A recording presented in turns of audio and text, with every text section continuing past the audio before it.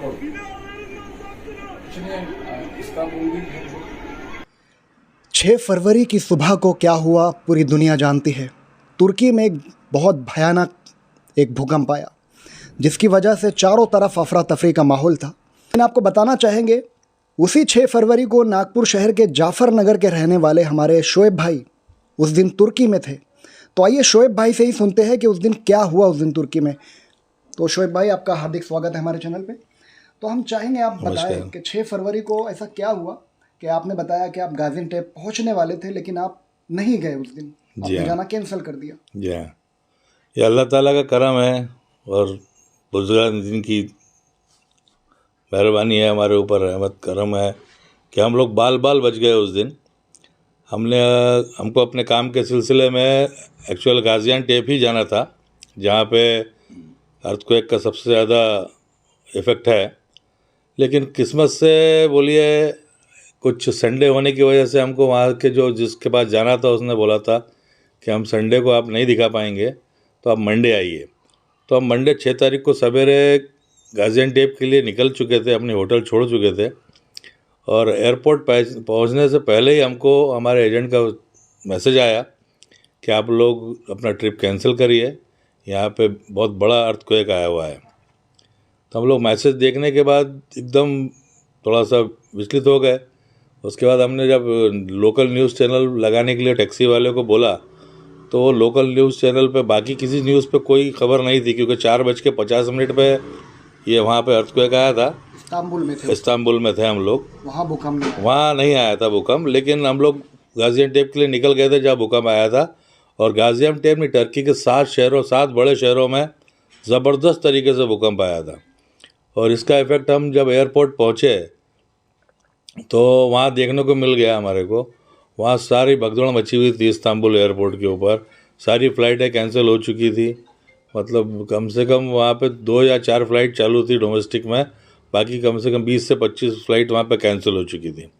और वहाँ पे लोग इतने परेशान थे अपने रिलेटिव्स के लिए और उनके पास जाने के लिए, बहुत ज़्यादा अफरा तफरी मची हुई थी। तो हमारी किस्मत अच्छी है कि हम अगर इस्तांबुल पहुँच गए रहते, गाजियान्टेप पहुँच गए रहते तो अल्लाह तो आपकी जाने की हमारी कोई नेकी आड़े आ गई। और हमारे बुजुर्गान दीन का करम है कि हम लोग आज यहाँ पे सही सलामत आपके सामने हैं। शोएब भाई जैसा कि आपने बताया कि आपको एक मैसेज आया जिसमें आपको बताया गया कि यहाँ पे बहुत भयानक भूकंप आया है, अब ना आप यहाँ पे ना आए। तो सबसे पहले तो मैं पूछना चाहूँगा आप लोग कितने लोग थे जो यहाँ भारत से तुर्की के लिए गए थे?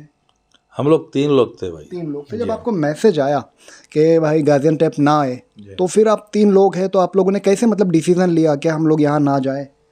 क्योंकि हम लोग देखते हैं कभी कभी जज्बात में आके हम लोग चले जाते हैं। जी हाँ, नहीं हम लोगों ने पहले तो डिसीज़न लिया कि देखिए जो हो रहा है अल्लाह की जो मर्ज़ी है उसके ख़िलाफ़ तो कुछ भी नहीं होगा, जो अल्लाह की मर्ज़ी होंगी वही होगा।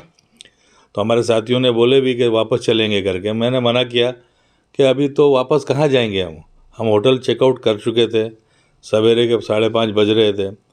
तो होटल में भी हमको कोई जगह तो रही थी नहीं, फिर भी हमने सोचा एयरपोर्ट तो जाए एयरपोर्ट पे भी हमको सही सिचुएशन पता चलेंगी, ये सोच के फिर हम एयरपोर्ट गए। एयरपोर्ट हमारे से मतलब होटल से 40 किलोमीटर दूर था, तो इसलिए फिर हम एयरपोर्ट जाने के लिए तैयार हुए और सब मिलके फिर एयरपोर्ट गए तीनों टैक्सी में।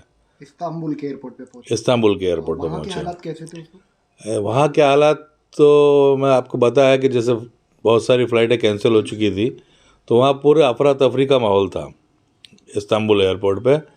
हर आदमी अपने डेस्टिनेशन पे पहुंचना चाहता था और कोई मतलब सहूलियत नहीं थी कि इतनी सारी अगर फ़्लाइटें कैंसिल हो जाएंगी तो एयरपोर्ट मतलब एयर अथॉरिटीज़ भी इतना फैसिलिटीज़ मुहैया नहीं कर सकती है। वो कोई होटल्स वगैरह भी मुहैया नहीं करवाए। लोग रो रहे थे वहाँ पे, कुछ लोगों को खाने को नहीं था, लोग पड़े हुए थे, वो भी फ़ोटोग्राफ्स है मेरे पास। लोग नीचे बैठे हुए थे, छोटे छोटे बच्चे थे, कोई इधर रो रहा है, चिल्ला रहा है। कुछ वीडियोस वगैरह आपने कुछ रिकॉर्ड किए होंगे? जी हाँ, मेरे पास कुछ फ़ोटोज़ हैं जो बेचारे पड़े हुए हैं, बच्चे सीढ़ियों के नीचे बैठ के छुप के ऐसे बैठे हुए हैं सामान के साथ में अपने, उनको कोई सहूलियत नहीं है। तो इस तरीके से टोटल अफरा तफरी का माहौल वहाँ पे देखा गया इस्तांबुल एयरपोर्ट पे उस दिन। तो वहाँ से फिर किस तरीके से आप एयरपोर्ट से वहाँ से रवाना हुए? और वहाँ पे तो देखिए जब इस तरीके का माहौल हो गया था तो टैक्सी वगैरह भी नहीं थी। अब हम लोग फ़्लाइट भी कैंसिल थी, जाएंगे कहाँ? तो हमको वापस इस्तांबुल आना था एयरपोर्ट से। तो हम लोगों ने फिर जब देखे जब कोई टैक्सी वगैरह नहीं है तो फिर हम लोगों ने मेट्रो से आने का इरादा किए। तो हमको अपने होटल, जो हमारा लिए होटल बुक था इस्तांबुल में, उसमें के लिए 4 मेट्रो ट्रेन चेंज करना पड़ता है और वहाँ मेट्रो अंडरग्राउंड चलती है। और इस्तांबुल में उस डर के मारे वहाँ पे कोई मेट्रो में बैठने को तैयार नहीं है। पूरी मेट्रो खाली? मैं वो भी फ़ोटो है मेरे पास, मैं आपको दे दूँगा। एक सिंगल आदमी बैठा हुआ है और उसके साथ हम 3 आदमी बैठे हुए हो मेट्रो में टिकट लेके। पूरी मेट्रो खाली है। तो ऐसे हम मेट्रो का सफ़र करते हुए अपने होटल तक आए। तो मेट्रो में सफ़र करते वक्त आपके 4 साथियों मेट्रो चेंज करे आपके साथियों का क्या हाल था, मतलब उस वक्त? हमारे साथी थोड़े से नर्वस थे। मैं उनको हिम्मत दिला रहा था, देखो भाई अल्लाह ताला की मर्ज़ी के ख़िलाफ़ कुछ नहीं होता। अगर उनकी मर्ज़ी अगर है, अपने को ज़िंदा रखना है, अपने को बचा लिया उनने, अभी आगे अगर उनकी मर्ज़ी नहीं होंगी तो अपन कुछ नहीं कर सकते। इसलिए हिम्मत मत हारो, हिम्मत रखो, हिम्मत के साथ ही सब कुछ रहेगा। और यही हम लोगों ने यहाँ पे, जैसे उस टाइम तक जब हम रिटर्न हो रहे थे तो इंडिया में भी न्यूज़ तो आ गई थी, तो सारे घर वालों के फ़ोन चालू हो गए वहाँ पे, हमारे को कंटिन्यू यहाँ से फ़ोन आना चालू हो गए थे। ये लोग भी सब घबराए हुए थे जिस तरीके से टीवी में देख रहे थे। तो हम लोगों ने इन लोगों को हिम्मत दिलाया कि आप घबराइए नहीं है, हम लोग ठीक ठाक है अभी, और अल्लाह की जो मर्ज़ी होंगी होंगी और हम लोग कोशिश करेंगे कि सेफ़ रहें करके। तो फिर वापस किस तरीके से पहुँचे आप अपने नागपुर? जी देखिए कि उस टाइम तो सारी फ़्लाइटें कैंसिल थी वहाँ से, तो हमको आने को भी कुछ नहीं था। नेक्स्ट डे 7 तारीख को फ़्लाइट चालू हुई, तो 7 तारीख को हमारा जो फ़्लाइट रिटर्न टिकट था 8 तारीख को रात का था। तो हम लोगों ने अपना टिकट 7 तारीख को रीशेड्यूल करवा लिया, उसका हम लोगों को एक्स्ट्रा चार्ज देना पड़ा। तो 7 तारीख को हम लोगों ने रीशेड्यूल करवा के हम 7 तारीख की फ़्लाइट से इंडिया आ गए। शोएब भाई, जिस तरीके से आपने बताया कि आपने फ़्लाइट को अपने रीशेड्यूल करवाया, तो रीशेड्यूल कराना क्या इतना आसान है? मतलब क्या थी उस वक्त की सिचुएशन आपकी? जी नहीं, देखिए ऐसा है कि उस टाइम तो इतनी फ़्लाइटें कैंसिल हो रही थी, वो भी हमारी किस्मत ही है कि हमारा टिकट पहले से होने की वजह से हमारा टिकट रीशेड्यूल हो गया। अदरवाइज़ कई फ़्लाइटें कैंसिल हो रही थी और मौसम भी ऐसा था कि वो मौसम भी वहाँ पे साथ नहीं दे रहा था। कंटिन्यू आइस फॉल हो रहा था और बारिश थी, तेज़ हवाएं थी, उसकी वजह से भी डोमेस्टिक फ़्लाइट, इंटरनेशनल फ़्लाइट सारी कैंसिल थी। लेकिन हमारा नसीब ही है बोलेंगे तो चलेगा कि हमारा टिकट होने पर पहले से बुक होने की वजह से हमको रीशेड्यूल मिल गया। अदरवाइज़ इतना आसानी से नहीं होता था रीशेड्यूल। और जो वहाँ पे जिस तरीके से न्यूज़ थी, फोरकास्ट था कि यहाँ पे भी आ रहा है और कंटिन्यू वहाँ पे तो चल ही रहा था। जो पर हमको आप जो न्यूज़ है कि एक अर्थक्वेक आया, एक नहीं आया, वहाँ पे टोटल 40 झटके लगे। जो वहाँ की न्यूज़ है, लोकल न्यूज़ है, वहाँ कंटिन्यू हिलता रहा गाजियान्टेप, जहाँ हमको जाना था। तो बहुत मतलब एक दर्दनाक हादसा था वो, जिससे निकल के हम लोग आ गए खैरियत से। इस वीडियो को देखने वाले जितने भी हमारे दर्शक हैं, हम चाहेंगे उनको आप एक मैसेज दें कि जो कुछ आपने तुर्की में देखा, उसके बाद में जो जो आपने डिसीज़न लिया, हिम्मत से काम लिया, तो क्या मैसेज देना चाहेंगे आप इन्हें? मैं सभी अपने दर्शकों को यही बोलना चाहूँगा कि हमने, देखिए हम जहाँ गए थे हमने कभी सपने में भी नहीं सोचा था। एक टर्की बहुत अच्छा शहर है, हम बहुत अच्छे उससे गए थे। हमने कभी सपने में भी नहीं सोचा था कि हमको इतना दर्दनाक हादसा हमारे साथ वहाँ पे होगा और इतने दर्दनाक सीन हमको देखने को मिलेंगे।